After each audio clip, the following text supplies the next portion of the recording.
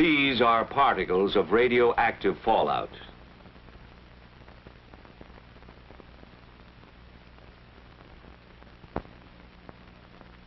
And this is how a single particle looks magnified several hundred times. A radioactive piece of matter from a nuclear explosion.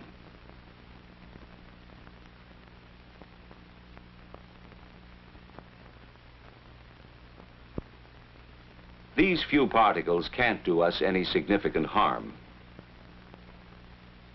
But should there be a nuclear attack, many billions of them would fall from the sky and settle to Earth, releasing radiation that could cause sickness or death in the area where they fall.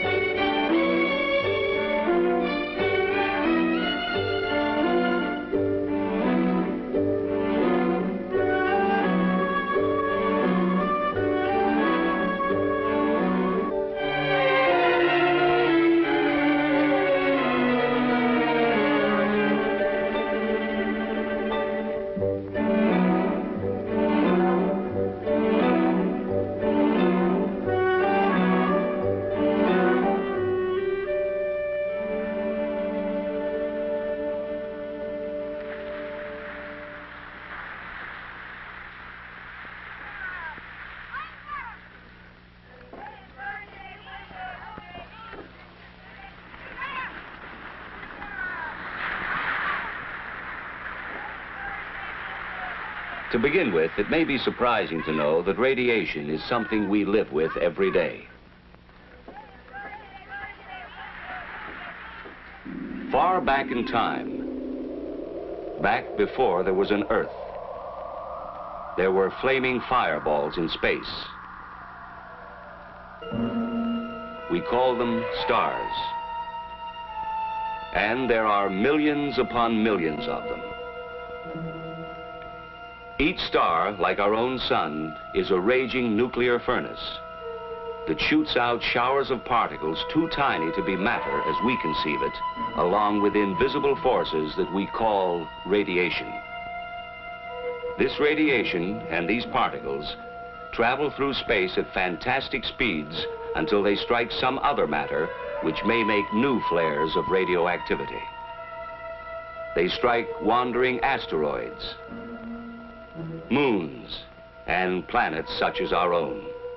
Everything in space, Earth included, receives this radiation.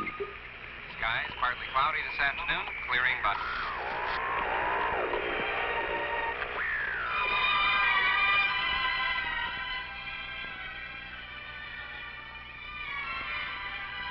Background radiation is all around us in tiny quantities. Nature even planted unstable atoms deep inside the Earth itself. They decay one by one, here and there, in a barrage of inconceivably small and silent explosions.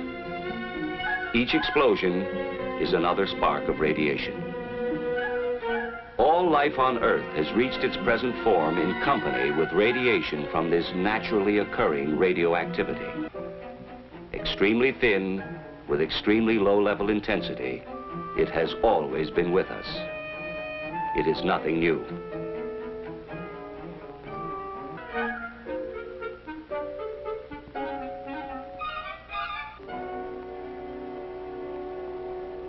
We don't worry about the small amounts of natural background radiation. But to safely handle larger amounts, we must keep our distance and shield ourselves. For as the amounts increase, so do the dangers. The amount of energy generated by a nuclear explosion is enormous. Near the crater area, there is almost total destruction from blast and heat. And now, large amounts of pulverized debris and molten earth are pulled up into the mushroom cloud. This is where radioactive fallout is formed. The radioactive atoms produced in the explosion join with the particles of earth and debris. The mushroom-shaped cloud forms and climbs higher. It now contains billions of highly radioactive particles of matter that we call fallout. The strong winds of the upper altitudes go to work on the cloud, blowing it off in one or more directions. Gravity tugs on the particles. The larger and heavier ones sink toward the ground, while the lighter particles continue to drift with the wind. Some of the lightest particles remain suspended in the upper atmosphere. As time passes, their radioactivity grows weaker, so that the longer they remain aloft, the less dangerous they are. But the heavier particles, spread by high-altitude winds, fall to the ground within 24 hours. Several miles from the explosion, they are about the size of table salt or fine sand. These are the most dangerous because they carry the greatest number of radioactive atoms and so emit the largest amount of nuclear radiation. Which brings us to an all-important fact. Deadly as radiation can be. And this gives us an invaluable ally, time.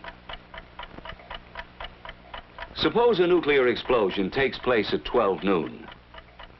By 1 o'clock, the total force of the residual radiation is at a high level. By 7 o'clock, it's down to 1/10. In 2 days, although still dangerous, it's only 1/100th. But in 2 weeks, it's only 1/1,000th. With this decay rate in mind, consider radioactive fallout conditions which might confront us after a massive attack. Within an hour, fallout would be a serious problem in the vicinity of explosions which occur on or near the ground. By 7 hours after the attack, the fallout area covers more and more of the country as the prevailing winds expand the fallout in a downwind pattern. 24 hours. 48 hours. Without shelter, millions would face death. A few days later, those who have taken shelter will survive. In many areas, people can even leave shelter for brief periods of time to carry out important tasks. Within 2 weeks, most people can leave their shelters for longer periods as the radioactivity decays to lower levels. The lesson is obvious. We must shield ourselves from radiation through the dangerous period.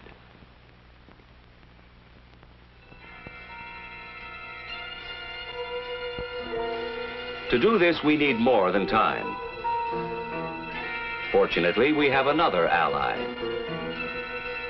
Distance. The greater our distance from the fallout particles, the less radiation we receive. You would receive less radiation in the middle of a tall building than you would receive on the top or bottom floors, because there would be more distance and partitions between you and the source of the radiation, the fallout particles which would cover the roof and the ground around the building. Only an insignificant amount would get inside. And finally, along with decay rate and distance, we have still another and very important ally: mass. When highly radioactive fallout covers our immediate area, we can shield ourselves through the most dangerous period by using the sheer weight of any material.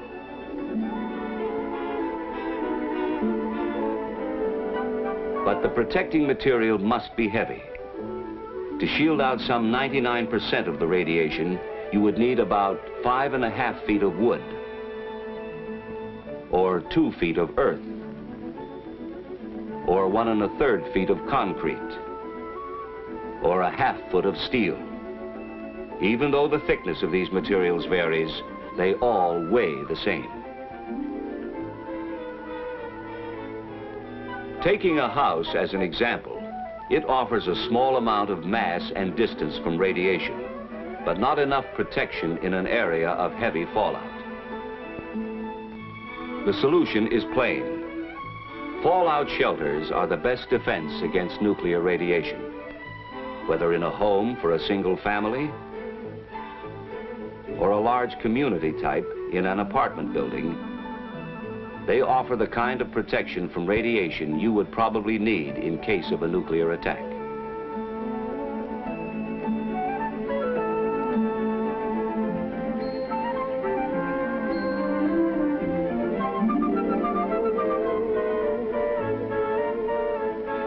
But the best shelter would be worthless unless it was used. Most people find it hard to understand how silent, invisible rays, which cannot even be felt, could be so damaging.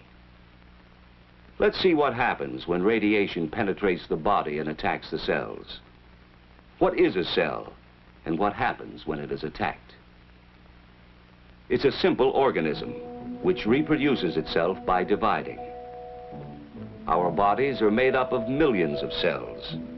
They're the building blocks of our blood and tissues.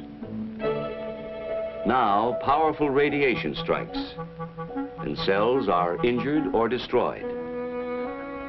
If radiation stops before the accumulated dose is too great, almost all of the damage eventually will be repaired.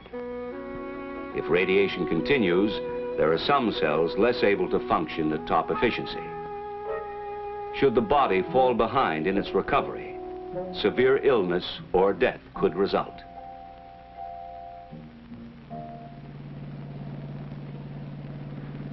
The key then is the amount, the total dose of radiation received. We measure radiation the same way speed is measured by a speedometer. Only instead of a speedometer, we have a rate meter. And instead of miles per hour, we measure the rate in roentgens per hour. We need another device called a dosimeter to record how much radiation a person has accumulated over a period of time.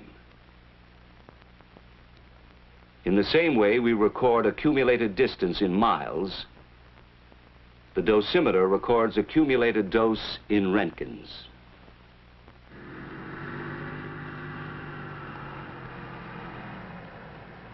With this in mind, let's return to background radiation.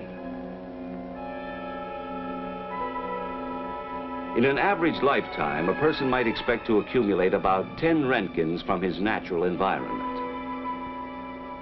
Not enough to affect his health.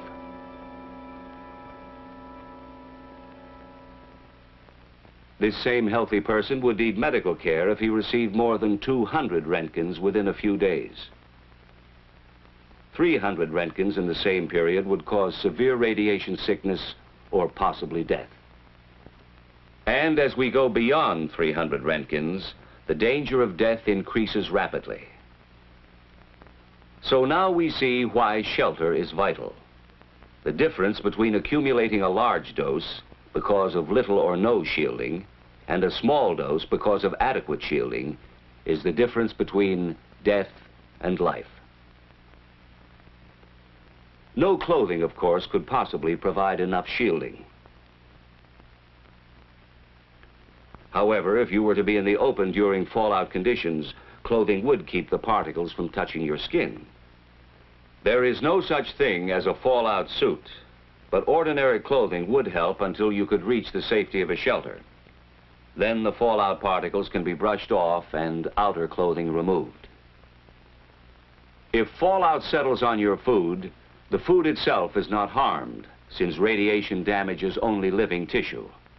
And you can easily decontaminate it using almost the same methods you use in everyday food preparation. Actually, even if you accidentally swallowed some fallout particles, it wouldn't kill you. The effects, if any, probably wouldn't show up for years.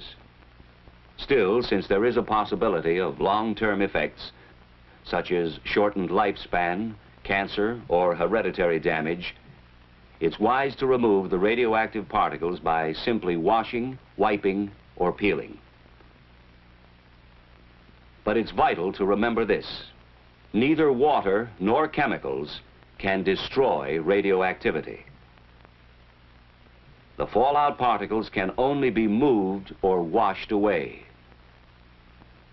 Only time can reduce their potency. And what of water? Well, here again, the same rules apply. If necessary, you could drink water containing fallout particles without worry or immediate harm. But chances are you wouldn't have to for long, for water helps to wash itself through the natural processes of sedimentation and filtration.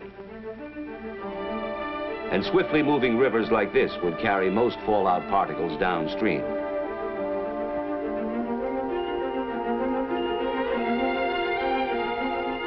In still waters, most particles would settle quickly to the bottom. Others might remain suspended in the water for a long time, while a small percent of the radioactivity would dissolve.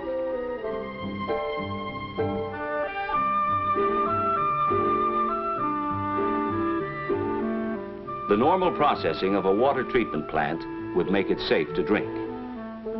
And water coming from a covered well would be safe from radioactive contamination. There is no problem with breathing, for air is not contaminated once the fallout is on the ground. Fallout is not a poison gas. If ventilation is needed in a shelter, a simple inverted U-fitting on a ventilating pipe would keep fallout particles from entering the pipe and getting inside. Of course, surviving a nuclear attack means more than just waiting in a shelter for radioactivity to decay to safe levels.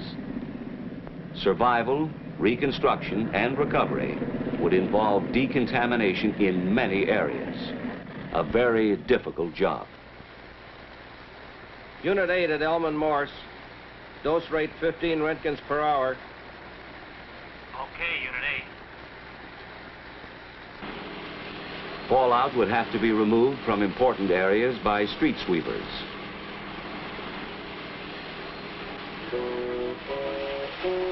And the remaining particles could be flushed out of the way.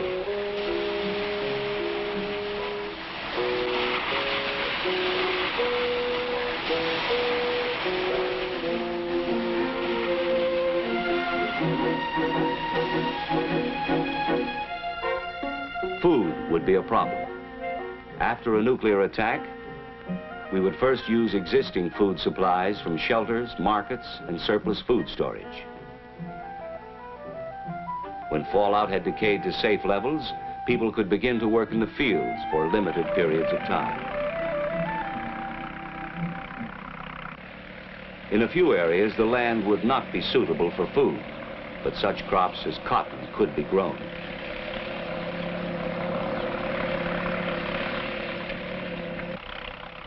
Crops for human consumption would be grown in areas that had received the least fallout.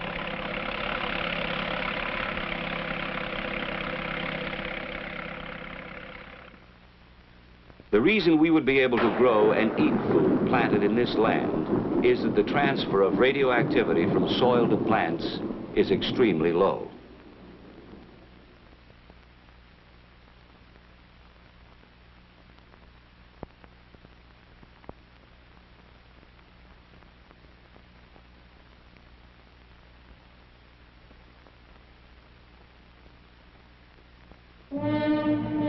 And so, if nuclear attack should ever come, in spite of every effort to avoid it, we must be able to survive and rebuild for the future. But survival can only come through knowledge. The basic facts we must all know are relatively simple. First, there is nothing new about radiation. It has always been with us. What is new is the vast amount we would be exposed to as a result of nuclear explosions. Much of this danger would come to us in the form of fallout. But we are not without personal weapons or defense. One of these is time. Radiation decays, and so we would not have to take maximum precautions indefinitely.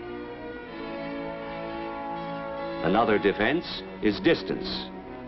Radiating particles 50 feet away, for instance, would not affect us as much as particles a few feet away. And our third defense is mass. Any material with enough weight will keep the penetrating rays from hurting us. The greater the weight of the material between us and the particles, the safer we would be. The best way we can use all three weapons of defense is with an adequate shelter, thick enough to shield off a good part of the radiation until it has decayed to safer levels. When radiation attacks, the cells of our body are damaged. Most of them can repair themselves if the total dose over a period of time is not too high. Even though the rays penetrate our bodies, causing damage, they do not infect us and make us, or anything else, radioactive. That's why food remains good no matter how much radiation has passed through it. Fallout accidentally swallowed with water or food will do you no immediate harm, but for long-term safety, it's best to wash, wipe, or peel the food and filter the water. Even if you were caught outside under fallout conditions, ordinary clothing would keep the radioactive particles from touching your skin, but you would still need to find shelter quickly. If we remember these facts, if we act on them intelligently, we can increase our chances of surviving nuclear attack. And the key to survival is adequate shelter. That is why the federal government has a nationwide fallout shelter program. The goal is adequate fallout shelter space for every man, woman, and child. And this goal can be reached. For with knowledge of radiation, we can face the facts about fallout, take action to protect ourselves, and learn how to live in the nuclear age.